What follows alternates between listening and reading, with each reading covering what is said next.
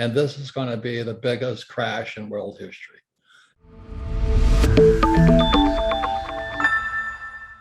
Welcome to Wealthion. I'm Wealthion founder Adam Taggart. With inflation driving the cost of living higher, real wages falling behind, and financial assets having one of their worst years ever so far, it's a tough time to build wealth right now.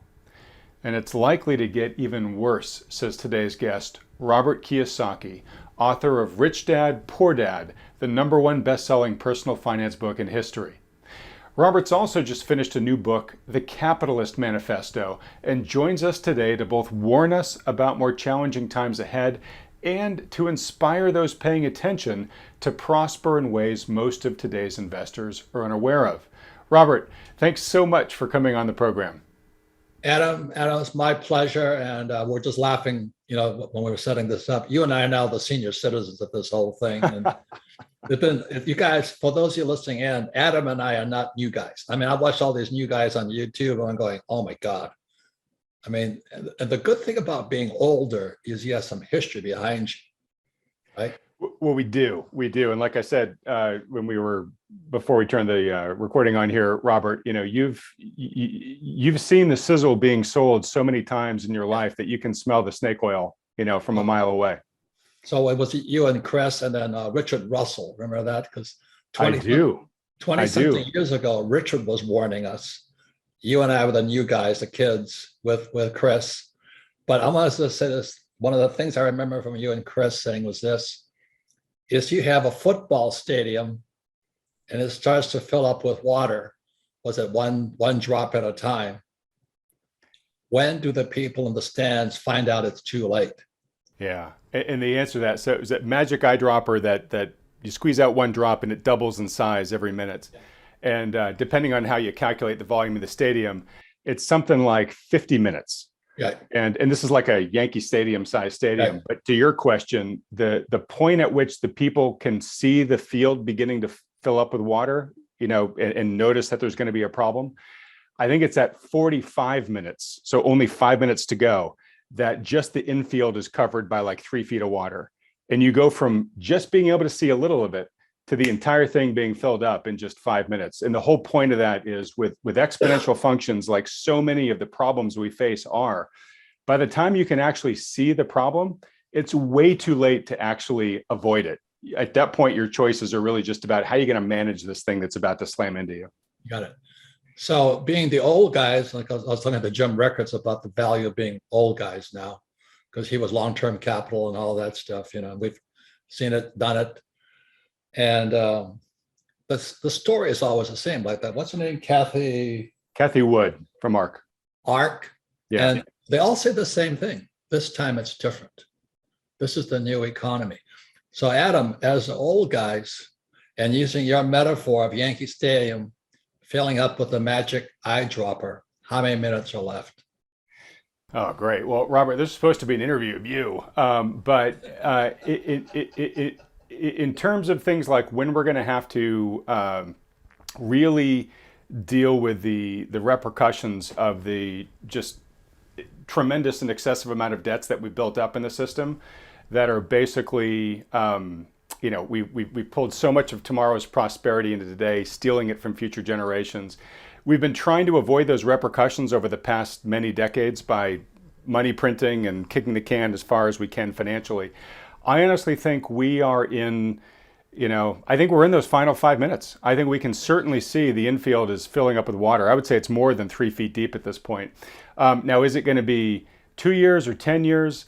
It's probably going to be, I would say, maybe a little closer to 10 than 2, but it could be anywhere in that window. And it's funny you asked me this because I just recorded an interview yesterday with Luke Groman that was pretty much on this exact topic. And at the end of the day, what's going to happen is going to be a default on our obligations. And the question is are we going to default because we're just going to stand back and let the debts collapse, which was sort of the deflationary austerity side of things? Or are we going to inflate our way out by just printing so much money to meet the debt obligations, we just kill the currency? And if you had to force me to choose between one of those two, I would pick the latter. I think politically, inflating is always the more preferential way, even though you get to the same destination at the end.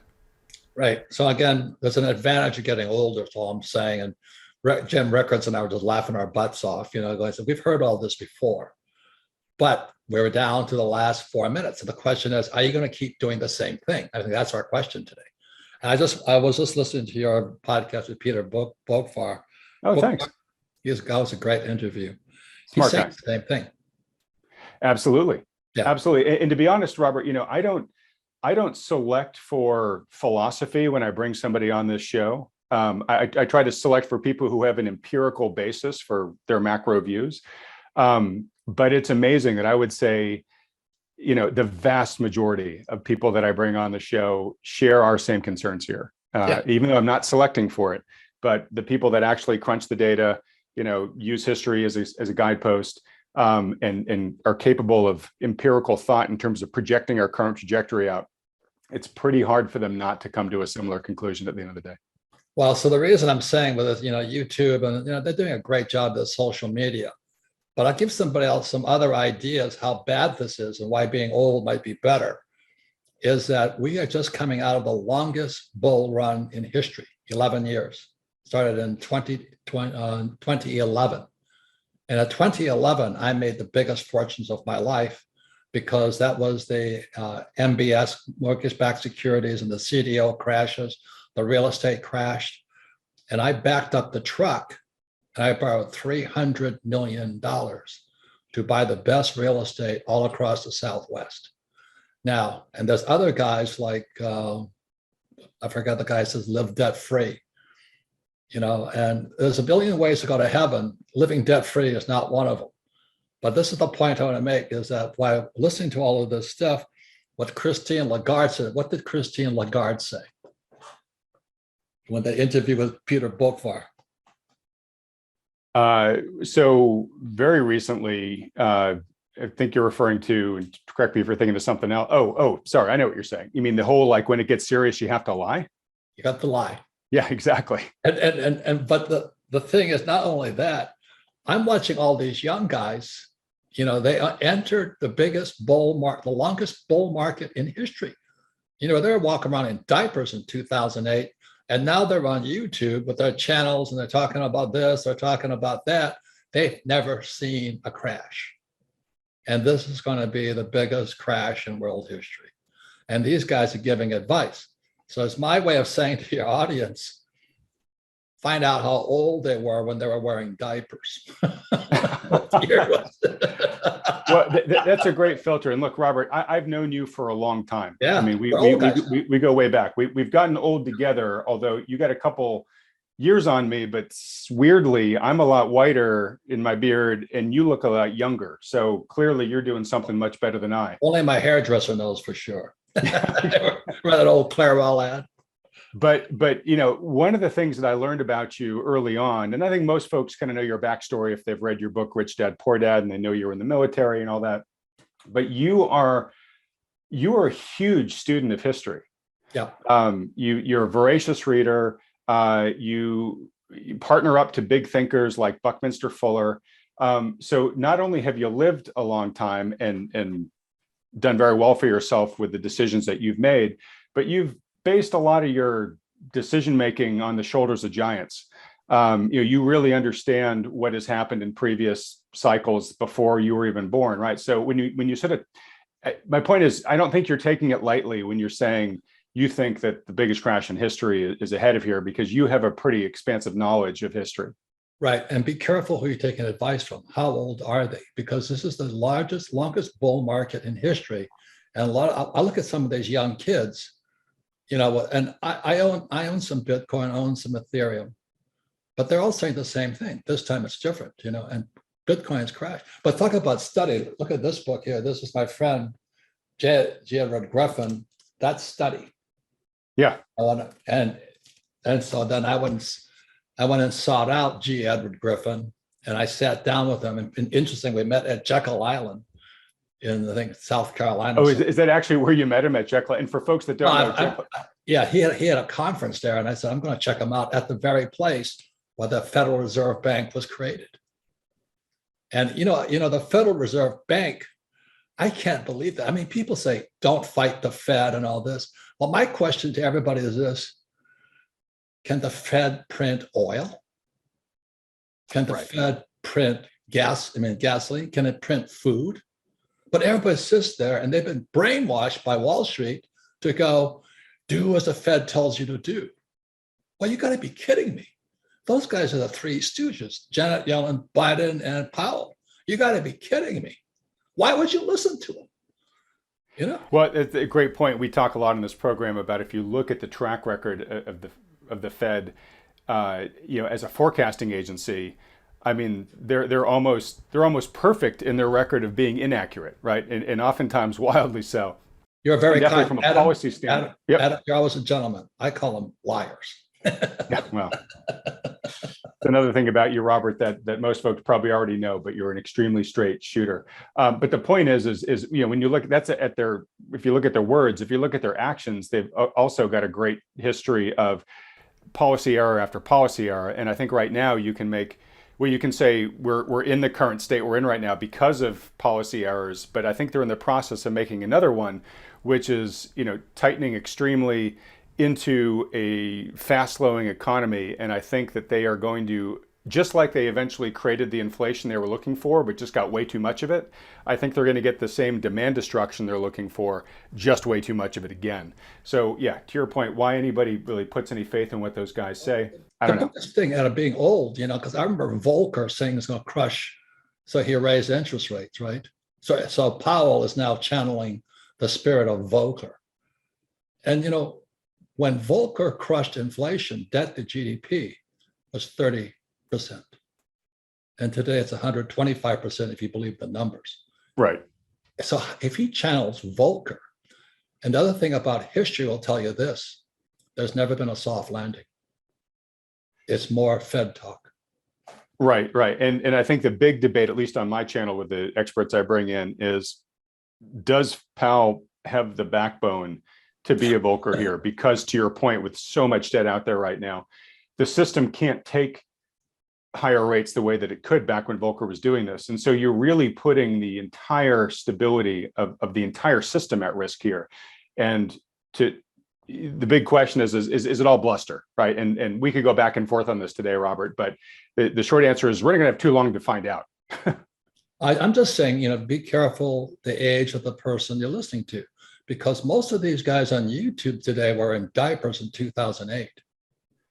Right, and they just don't have the basis for history of this. And honestly, we're in an inflationary regime. I mean, Robert, when's the last time you had to invest for inflation? I mean, that was decades ago, right? I mean, so many of investors over the past couple of decades had this wonderful sort of disinflationary period. You've been in real estate. Real estate's had a phenomenal tailwind at its back. So the point being is the people who are quote unquote presenting themselves as experts today, their entire musculature may be developed during an era that's not going to apply going forward. We're entrepreneurs. We're not just real estate guys. We're entrepreneurs. We start businesses. We own businesses. And in this market crash, I've made more money in the last 3 years in my whole life. And so that's what I want to talk about with you today, is that there's other ways of looking at investing, but to think that Powell is going to save you, when, as you may know, the reverse repo market is running at 2 trillion a day today. Right. 2 trillion a day. And people are listening to Powell? You got to be kidding me. and look at Janet Yellen. Oh my God. I think she was on the Munsters or something like that, that old TV show. But it is crazy. I mean, Powell was saying in one side of his mouth, the economy is very strong. There's no worry about recession, right? And then you've got all these extraordinary emergency measures going on in the repo market. So, all right, I want to take it exactly where you want to take it here, Robert. So, another way to say what you're saying is hey, look, we may need a different playbook going forward for wealth building. And you, as you just said, are having a lot of success right now. And one of the things that I see you doing, and feel free to take this any direction you want, but you are not buying claims on assets the way that people do in the stock market or whatnot. You are buying the assets directly. Correct. I own no stocks, bonds, mutual funds, ETFs. I do not touch paper. I'm not saying that you shouldn't, But I think people have been brainwashed by the Fed, the Treasury, and whatever those guys are. Go to school, get a job, pay your taxes, get a high-paying job, and invest for the long term in a well-diversified portfolio of stocks, bonds, mutual funds, ETFs. It was in 1974 when I came back from Vietnam, a two-tour Marine helicopter pilot. I saw communism at work. It was not pretty. And I come back in 1974, they passed ERISA. ERISA stands for 401k right now, or IRA. And I went, oh my God, they're funneling my generation, the boomers, into the stock market. And they don't know anything about money. And in 1974, the biggest exodus, Adam, was school teachers suddenly becoming financial planners. I watched that with horror. Interesting. I watched it in horror. That's the poor leading the blind. And today we have baby boomers who are hoping the stock market stays up in their 401k just as Social Security goes bust. You think that's an accident? That's all I'm saying. I'm just a Marine. I'm a dumbass Marine lieutenant, flew the gunship, went down 3 times.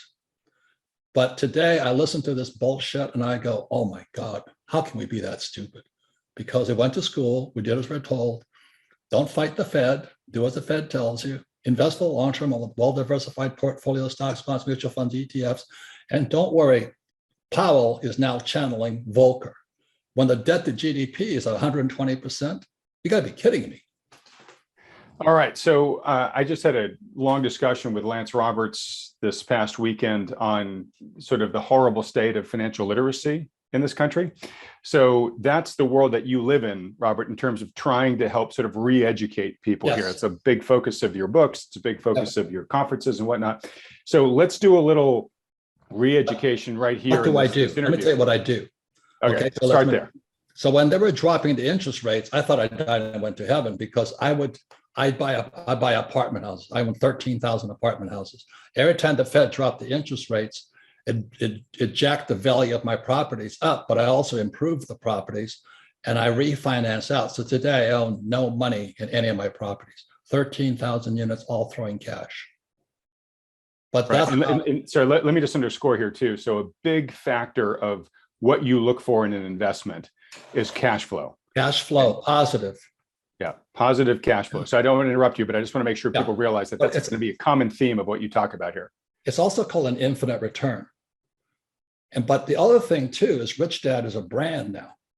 And I got hammered by the New York Times. Came out 25 years ago, just the time I met you. I got hammered. So you don't know what you're talking about. I said, maybe you don't. Well, I have a master's degree, I have a PhD. I said, that's what I mean. You might not know what you're talking about. Because Rich Dad never went to school. But my poor dad with a PhD was stood for poor, helpless, and desperate. And he was in charge of labor unions. He was pro-tax. He was pro-tax to rich. Sounds like ALC to me. Do you know what I mean? I'm listening to this and going, my family, oh my God. So in 1965, I leave Hawaii, where I went to school. I go to school in New York, and my economics teacher is a West Point graduate who flew B-17s in World War II. And instead of having us read Malthus and Ricardo and Malthus, he had us read Marx, Stalin, and Mao. And the theory at military school is know your enemy. So I understand Marx fairly well, the Communist Manifesto, 1848. And so that was 1965, 1966 was my first trip to Vietnam. I'm carrying bombs to Vietnam on a victory ship sailing out of San Francisco Harbor. And then I saw communism first, and I went, oh my God, I could see the future, that we're eventually overrun by communists. And so in 1930, the Frankfurt School out of Germany, which is Marx's institution, sent teachers to Columbia University's Teachers College in 1930. That was stage 1 of communism. And then they had to influence our academics first. And so when I came back from Vietnam, this time as a Marine pilot, and I was flying gunships in Vietnam. As you know, Adam, I was greeted at Norton Air Force Base, spit on, hit with eggs, all these Woodstock generation hippies. I said, man alive, I fought for you guys. And I lost so many friends, and we're all Marine. The saddest days of my life is standing on the deck of my aircraft carrier, and my friends don't come back. You never see them again. Their aircrafts are shot down. They're still MIA. And I get spit on, hit by eggs and all this stuff. But that woke me up. So I started studying more. What is happening in America? So as I said, I use debt now to get rich, and then I invest in hard assets. So that's what we can talk about. My point of view here is, ladies and gentlemen, I would question what you've been taught from school. That's all I'm saying. Right. And for those who've read Rich Dad, Poor Dad, they totally get that comment. For those that haven't, first, you should go read Rich Dad, Poor Dad. It really is one of the best onboarding books for kind of opening your mindset in terms of how to look at the world of wealth building. There's a reason why it's the #1 best-selling personal finance book in history. But Robert, so one of the things that I've really taken from you, and I already just sort of emphasized this earlier, is your big focus. It's very practical, right? And so you don't get caught up in these crazy narratives. It's all very for you. It's all just how things pencil out. But you have your focus on cash flow, meaning so much of the way to get wealthy for the past several decades, as the central banks have been intervening and just pushing the cost of money lower and the cost of asset prices higher, is everybody has looked at appreciation. And it's easy to feel brilliant in that type of environment. Right? You can almost close your eyes, throw a dart, and whatever you hit, is going to do well, right? But cash flow is eternal, right? Those appreciation returns are ephemeral because they're totally tied to what monetary policy is, which can change on a dime at times, like it is right now, right? What you are doing is you're doing a way that builds wealth over time in good times and in bad. And I think, I don't want to put words in your mouth, but I think the type of environment you think we have ahead of us, just literally in the next year plus, cash flow is going to become much more important in that environment. Is that true? It's everything. But listen to this part about it is what you're talking about. I think you're the guy that said it. It said in a bull market, even idiots feel smart. Yeah, absolutely. Yeah. I think that's one of the best sayings I've ever heard, because I'm listening to all these idiots, after 2011, the market crashed in 2008 because the repo market went bad. And the repo market is the credit of Lehman Brothers and Bear Stearns was bad. And they hammered Bear. Anyway, it's a long story. My friends are all inside that world. But then when it came back out, they just started pumping money, just like you said about Christine Lagarde, just start lying. And what they did was they kept printing more money to save a bad economy. It was already crashing again in 2011, but they kept printing money. And today we're going to pay that price. That's why when I met you and Chris Martinson, I said, well, how many droppers does that magic dropper have? Right. And I'll be totally honest, more drops than I thought at that time when we first met each other. They have a real talent for kicking the can a little bit further than we think they're possibly able to. But I do think right now they are beginning to bump into some sort of immovable limits here. And again, we'll find out pretty soon whether that prediction's right or not. So Robert, let's get into some of the things that you are actually really focused on right now and buying. I know you sent me a couple of examples, but walk through them in any way you like. I use debt because debt is tax-free money. So what I did was I rehabbed my apartment, 13,000 of them. I just kept buying more with the cash flow, and I'd refinance out as interest rates drop. So I'm in good shape now. Then I took them, then I set all interest rates right now. So I use debt. And who's that guy who says live debt free? Well, that's his opinion. I don't do that. I live with debt. So folks are going to ask me to push back on you a little bit. So I'm going to do so right here, where that strategy has worked great with rock bottom interest rates on debt and housing prices that have been, jumping year after year, just 20% in the past year alone, right? We're now suddenly at a place where the cost of a mortgage has doubled in less than the past year, probably still going higher. And we're beginning to see signs that the housing market is quickly cooling here. Does that change in any way the way in which you look at the real estate market going forward? You said, Adam, it's about cash flow. Okay. But it makes the penciling out of the cash flow much more. It's got to make sense. Yeah. I don't flip houses. Remember all those guys were flipping? Oh, everybody flipped. No, they were stupid. When the moment you flip, you have a tax consequence. I never flip. I finance out. That's tax-free money. And not only that, is when I started investing, I had to invest at 12% interest rates. Okay, so you started this model back when interest rates were a lot higher than we are right now. And that's why I said being an old guy has its advantages, because these guys are crying the blues at what, 5%? Oh, give me a break. You should move to Gilligan's Island and play the ukulele or something. You know what I mean? All right. So just to put words in your mouth and correct them any way you like, you still like real estate as an investment for all the reasons that you discuss in your books. We just don't have time to go into the whole shebang here. I don't like real estate. I like debt, and I don't pay taxes. Okay, you like debt and not paying taxes, but you like the vehicles that kick off the cash flow. Yeah, no, because every time I borrow more money to float my properties, there's three types of tax breaks. I got appreciation, depreciation, and amortization. So I zero out. So my cost of money is, my tax on debt is zero. And I use that tax, appreciation, depreciation, amortizations, all in rich dad, poor dad, to offset tax in my income. Great. So let me just decode this briefly and correct me in any way, shape here. But for folks that aren't familiar so much with these terms, you buy an asset that's cash flowing. Let's just assume for a second it's real estate. You get to claim depreciation on that, which, yep, go ahead. I buy real estate to offset my income from my businesses. Okay, so I'm gonna let me get into that too. Okay, so when you buy this asset, this real estate asset, you have the ability to depreciate costs against it. And because real estate is a special asset in certain ways, you sometimes can qualify for depreciating a lot of the lifetime cost of that business in the first few years. So what you're able to do is basically show a tax loss, even though you might own a property that is paying you a lot of cash flow. And Robert's saying not only can he use that depreciation to shield the cash flow of that real estate building, he can apply that to other assets, other incomes that he's getting from other assets. Businesses. Yeah, exactly. Let me give everybody, I'm not an accountant. So my accountant is named Tom Wheelwright. He wrote the book, Tax-Free Wealth. Tax-Free Wealth. He's a CPA. He's one of the leading tax guys in the world. You should interview him because he'll explain it better than I do. But I don't have any plans on going to jail and dancing the hula for some guy. Do you know what I mean? I'd rather stay out of jail and make money. So let's say I make $1 million in, let's say, Rich Dad.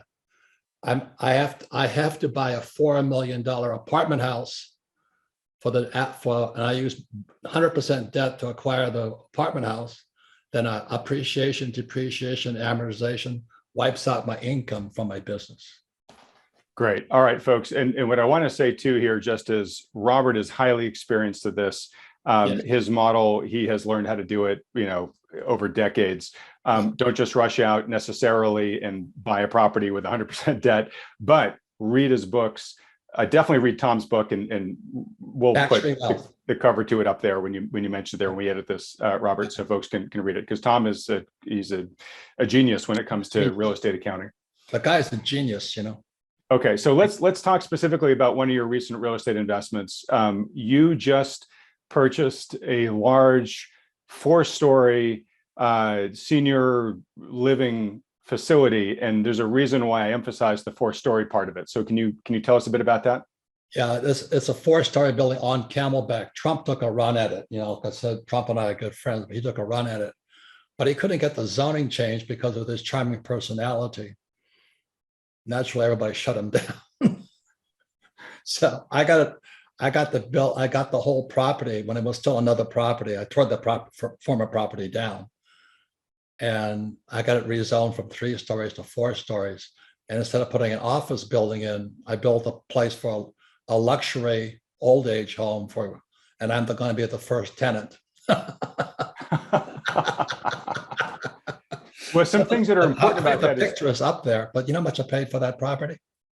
How much? I have no money in the deal, no cash. And that's what I teach. Okay. And sorry, just to deconstruct that's because you borrowed the full amount to buy it and do the construction. But no.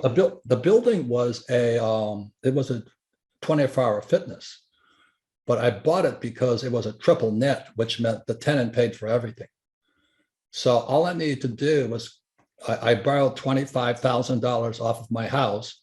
I put it into the property, triple net. I got 50,000 a month back off of it. I amortized. I got my 25,000 I borrowed out. So I was zero cash or equity in the property. And then 25 years later, I tear it down, and they put up this 4-story building because the zoning changed. Because you have to tip your politicians, as you know what I'm talking about, campaign contributions. All right, like I said, Robert's a practical guy here, folks. Okay, so keep going. I do everything legally. I'll say it again. I don't want to dance the hula in some jail. You know what I mean? You do it legally. I've got accountants, got attorneys. But that building is up, and they pay my estate. And my wife and I, we're going to roll all of our money into a fund, a foundation, and we'll pay it forward for the rest beyond when we're dead. We're giving all the money back. We're not keeping anything. We don't have kids. So everything we do is using the tax law and corporate law to give back to society. Great. And one thing that's probably important to note here too is that real estate is one of the most tax favored asset classes out there, right? I mean, it's also called component depreciation. What that means is because it was a health club, I got to depreciate the carpets, the toilets, gym equipment. It was a massive tax hemorrhage. It was fabulous. Wow. Okay. And there was one other thing you told me about this too, which is, so it sounds like you bought the building, 25 years ago. Relatively recently, you reconstructed it to be this senior living facility. And you said that 4th story added 50% of the value onto the actual market value of the building. Can you just explain that real briefly? Well, the zoning in the area was 3 stories. And like I said, Donald and I are good friends, and he took a run at it. He was trying to buy me out. So I said, what the hell's he up to, my friend? He said, oh, he's going to try and change the zoning. I said, well, if Donald can do it, why can't I? So I called my city councilman, who we made a generous campaign donation to, as you know the game. And he got it through legally. Everything is legal. We got all the neighbors to agree with it. We said, we're putting an old age home here. It's going to be quiet. It's not going to be a rock and roll band in there and all that. They were so happy with us. They let us go through the 4th story, which then caused a bidding war amongst all these developers. Got it. Okay. All right. Makes total sense. All right, great. So I want to move on. We do it legally. I want to move on to a couple other types of asset classes you're directly investing in here too. I do want to put a little bookmark. Hopefully we can come back to talk about how everything you're building here, generates cash flow, pays for itself, so that eventually you have these fully owned entities that are just pumping out tons of cash. And then when you and Kim are gone, hopefully someday way in the future, it's going to be this charitable income fountain, basically. Yeah. Right? And to pass it forward forever. Okay. All right. Yeah, because I know for you, the money is not the end; it's the means to the end. So I want to give you a chance to talk about the means here before we end this conversation. But recently, you also bought a gold mine. So why don't you talk a bit about that? Well, I've been a gold bug since Vietnam. When in 1971, Nixon took the dollar off the gold standard, and in 72, I was in Vietnam. And so I said, well, what is gold? So I flew behind enemy lines because the NVA had overrun the gold mine. And I went back there. I told this a little Vietnamese woman. She was kind of the vending agent for the gold mine. And gold was flowing from $35 to $50 an ounce. So I thought, because she's now behind enemy lines, I can probably get it for 40. She looked at me like I was the biggest idiot she ever met. She has little red teeth because she chews betel nuts. And 2 Marine pilots are standing there offering her $40 for an ounce. And she goes, spot. I said, spot? What's that? Spot. And I went, oh my God. Gold is international money. Gold is God's money. Gold and silver. So I took a gold mine in China public. But the reason I have no love for Chinese food anymore, as soon as it went public, the Chinese nationalized it. They nationalized it. They took it away from you, right? Yeah. So it was a good lesson. It's not been easy street for me. But when they took that gold mine away, I went, what are they going to do next? You know what I mean? Yep. And so because I had all that experience, when this gold mine in Utah came up, it's a 140-year-old gold mine that's producing. It cash flows gold. 383 ounces per ton. And the reason they couldn't find it was because a real estate guy owned it. And he was going to develop this mine for something. And my partner out of Vancouver, British Columbia, went in there with new technology. He says, there's so many veins of gold down here. It's incredible. So a 140-year-old mine in Utah is going public this summer. But it paid off getting screwed by the Chinese, because I love Chinese food, but I have no love for the Communist Party. You know? Got it. But you never lost your appreciation. Yeah, you never lost your appreciation for the value of gold. I know you're a big sound money guy.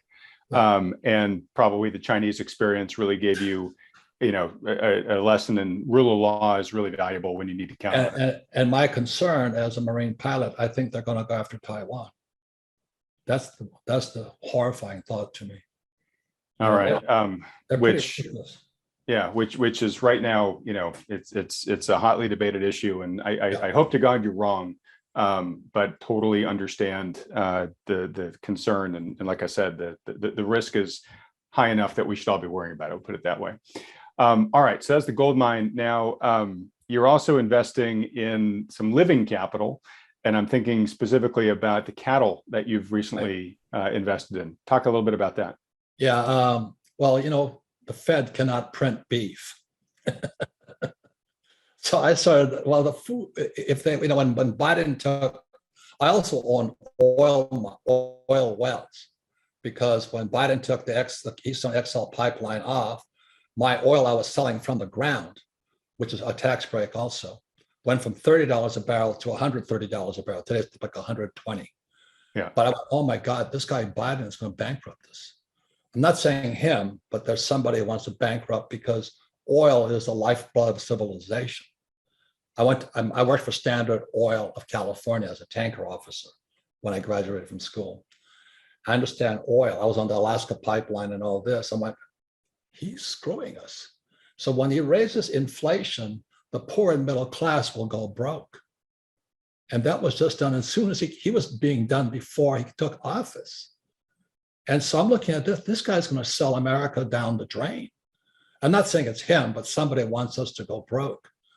And I'm watching this going, oh my God. So what else can so I have oil wells. I get tax breaks for those, because I don't invest in oil stocks. I work for Standard Oil, but I don't invest in Standard Oil.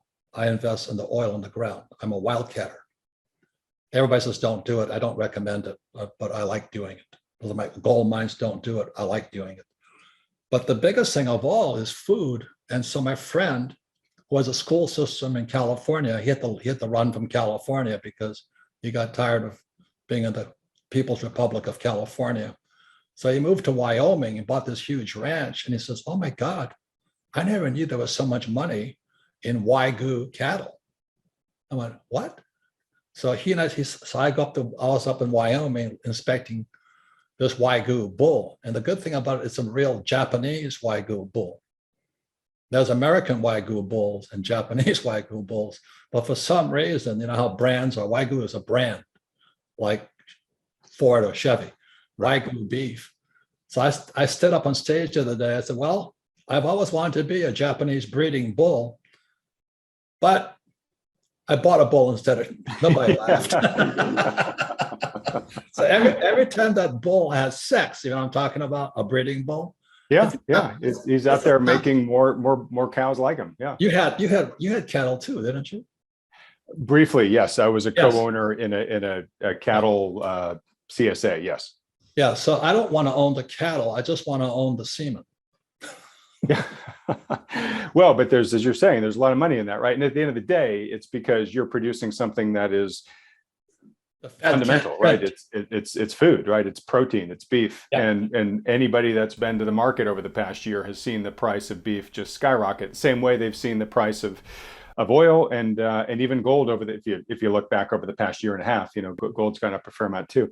So one of the things that I wanted people to take away from this discussion, Robert, is it's harder to do what you're doing. Let's be direct about that, right? You're a highly successful man. Not everybody gets easy access to buying an oil well or buying a gold mine or whatnot. But there's two things I want them to take away from this, and you add anything else in there you want.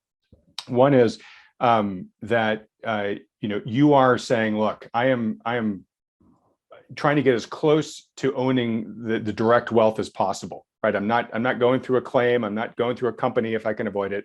I want to own the actual underlying hard asset itself. And then secondly, while it's harder, it's not impossible, right? I mean, there are lots of private placements out there where people can buy into an oil well or buy into a gold mine or whatnot. And I've talked to a number of people on this channel, just to mention a few, the guys at Crescent Capital, like Tavi Costa and Kevin Smith there, Rick Rules can recommend some of these things. So it's not like, don't look at this and say, I could never do that. There are options out here to follow in Robert's footsteps. Again, just make sure you do it under the guidance of a financial advisor who can help you determine the right approach and how much to have in your portfolio and all that other stuff. So those were two things I really just wanted to kind of make sure that everybody got from this, Robert. Of course, you talked about sort of the tax benefits as well, but is there anything else to sort of your style of investing you'd want to drive home for folks? Well, that's what I'm saying. It started off as you and I are now the senior citizens of this world, saying, and we've heard all the bullshit. I call it CNBS, not CNBC. Yeah. I just cannot believe that garbage those guys pump out. But if they don't say what if they said what I said, their sponsors would leave them. Oh, exactly. They're tied to that model, sadly. And I'll also be honest too. Sponsors the message. That's all I'm saying. Be careful.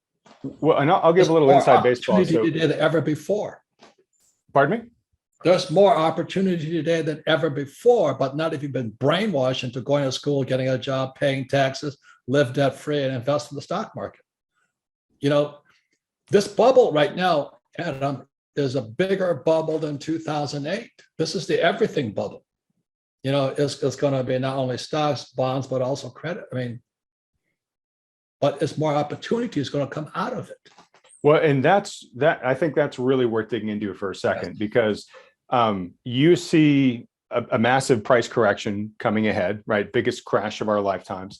But you were looking at that with some anticipation, some optimism of, hey, that's going to give me a chance to get some great values, right? You're not saying the world's ending, we're all going to die. You're saying, hey, for those folks that are paying attention here and prudently position themselves, this could be one of the gateways to one of the best futures around. And that's what I'm saying. Be careful who you listen to, because your best asset, but also your biggest liability, are the ideas in your head. And be careful who puts them there. Well, Adam, you know how much trouble I've had with financial planners and all that. To me, they're the enemy. I'm going, I don't do what you do. I go, but I said, like I said, in 1974, when every school teacher became a financial planner, I said, that's the poor leading the blind. Right. Now, I'm going to interject just for one thing, because this is Wealthion. I agree with you, but it's sort of like there are a lot of bad coaches out there, but a good coach can make all the difference in the world. Yes, exactly. And at Wealthion, for those that watch this program, we bring in a few financial advisors every week on this program, because we see the value of having a good coach who actually understands all the issues that Robert's talking about. All right, and you're nodding profusely, so that's good. Correct. It's like not every preacher is an Elmer. There's good preachers and bad preachers. But you got to know who's for real out there. Right. Well, and I would maybe even widen the scope a little bit further too, which is to say, be very intentional on whom you listen to. Yes. But also be very intentional on where you get your information from going forward. And I guess those two are pretty related. But given that we're going into such a transitional period here, really look at the information sources that you're consuming and asking yourself, okay, look, is this information coming from people who have lived a longer life and have more perspective, and B, is it being presented to me hopefully in an analytical, empirical, non-judgmental way, where they're just letting the data tell the story, or is somebody sort of selling a narrative here, right? And that's to differentiate it from like the CNBCs of the world, right? And on my advisory team, I have a financial planner. Do you know what I mean? Because we're a simpatico, and we don't sell it. I don't sell anything. I just said this is what we do, but we understand each other very well. That there's advice for certain people and all this, but you got to be careful who you listen to. Yeah. And sorry to interrupt again, but again, that's another big thing that I've taken from you, Robert, is ever since I've known you, you have built this board of advisors, right? The rich dad advisors, as you call them, and you have them, they're all domain experts, right? So you just mentioned the financial advisor, but I know you have an accountant, you've got a health advisor, you've got a real estate advisor, like basically every kind of major category where you're making big decisions about with your life, you've sought and filtered and picked somebody who's a true domain expert there to be your advisor. So one of the reasons why I think you're super successful, I mean, you're a smart guy who works hard, but I think it's because you have brought together a real powerhouse of informed domain experts to help influence your thinking. Correct. And that's why you and I have been friends for all these years, because we've been saying the same thing. Yeah, you've just been saying it's smarter than me. No, but no, we haven't changed. No, we all have there's a million ways to get to financial heaven. Find the way that works for you. But there's also a billion ways to go to financial hell. And a lot of times people listen to the wrong person, you know? Yeah, very well said. Well, look, Robert, we got to wrap it up there. But as we do, I want to ask you two parting questions here. The first is, I mentioned earlier your new book, the Capitalist Manifesto. Where can folks go get that? Just go to Amazon? Yeah, we finally have some paper. All right, and I'll put a URL up to that when we mention it. But also for folks that would like to learn more about you and your work, besides going and reading Rich Dad, Poor Dad as well, where else should they go? Well, I'm on YouTube a lot, but the most important thing is really listen to. I love what people on YouTube are doing, but I'm careful who I listen to. And that's why I asked to be on your program. I make no money. I don't give advice. But Adam and I and Chris, we've been saying this stuff for years. It's the magic eyedropper. And I think we're down to the last few drops right now. But it's a good time to make changes in your life. Well, very well said. I'll put in one plug too. Go to richdad.com, where Robert has built a whole empire of financial education. Right. So if you're looking, to educate yourself, or you've got children or people in your life who you'd like to help, that's a great resource for that. And I have a cash flow board game. It's the only board game that teaches accounting. And the reason the accounting the financial statement is important is because the financial statement on the cash flow board game is blockchain. Everybody's talking about blockchain right now. All blockchain is a ledger accounting system with an auditor in it. So in the cash flow board game, it's the auditor that's the blockchain. All right. I never thought about it that way, but you're absolutely right. And for folks that aren't familiar with this, Robert actually started, right? You started with cash flow. Right, the book Rich Dad Poor Dad kind of grew out of your little rule book for playing the cash flow board game, right? Yeah. So think of like Monopoly, but much more practical. That really sort of teaches you the basics of investing. That's what the whole cash flow game is about, and it really built the entire empire that Robert's run his whole life. But it's so interesting, Robert. You're right. It at its core, it basically has a lot of the exact same elements of blockchain. It's got income statement, balance sheet, statement of cash flow, auditor. That's what blockchain does. It's that auditor. And we teach people to audit each other playing the game, just as I learned to be an investor playing Monopoly from my rich dad, 4 greenhouses, 1031 tax deferred exchange into a red hotel. And today I own hotels. Very true. All right, Robert. Well, thank you so much for coming on today. Look forward to having you back on again, my friend. Yeah, thank you. Thanks for the years of friendship. And it's the magic eyedropper is about to drop the last drop. That's what I'm concerned about. And it's going to be a good time. All right, my friend. Thanks so much. Everybody else, if you enjoyed having Robert on this channel, I'd like to see other great guests like him on Wealthion in the future. Please support us by hitting the like button, then clicking on the red subscribe button below, as well as that little bell icon right next to it. Robert, thanks so much again, buddy. Everybody else, thanks so much for watching.